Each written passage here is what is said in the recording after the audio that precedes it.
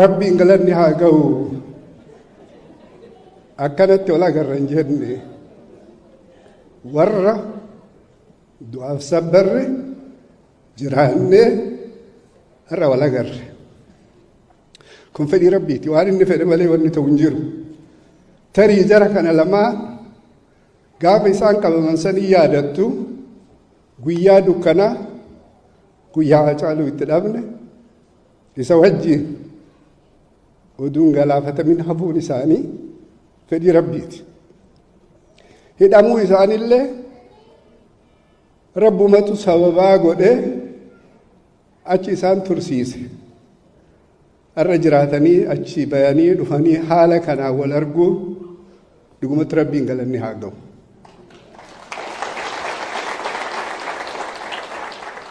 جرّي كوني أكيد راهو بدوتي من هيداتون ترى وان يونيفرسيتي وهي كيس تراني بعد نتفكّات عملين قلب اللين وان درجارا بالشاتني أسنوبها إما ليساني إما لقلتو ما جدني مقاسني قافة دفني مو والما دفني جدن توكو isin galateeffachuu lammata yaada keessan dhaga'uu tasadaffaa nutti namni Ameerikaa namni dhufu kiisii nu kaayaaf dhufaa arjooma sanillee Oromoon arjoomeef jedhee amana yaada isaanillee dhageenne bakka deeman kana hunda Ameerikaa keessatti miidiyaa kanaan hordofaa turre waan isaan jedhanis waan ummanni kaasaa tures waan isin feetanii miti waan isin dhaga'uu feetanii miti waan isin dhaga'uu qabdan isinitti himnaa jedhan ummannis waan isaan dhaga'uu qaban itti himee jira kanaaf muuxannoo fudhatan kanaan tooftaa fi tarsiimoo gabbifatan kanaan warra waliin hojjetanii walitti deebi'anii wal fudhachiisanii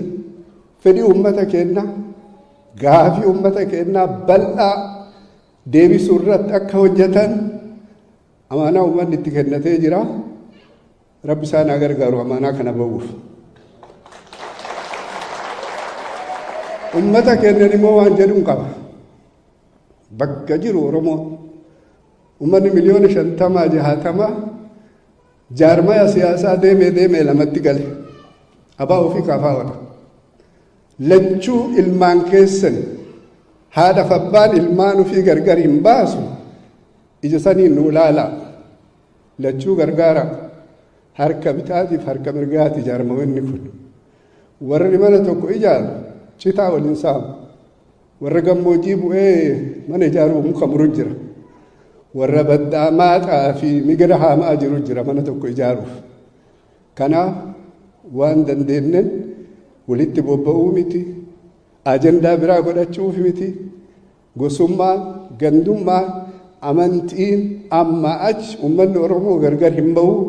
warri kanaan deemtan dhaaba ummata keenyarra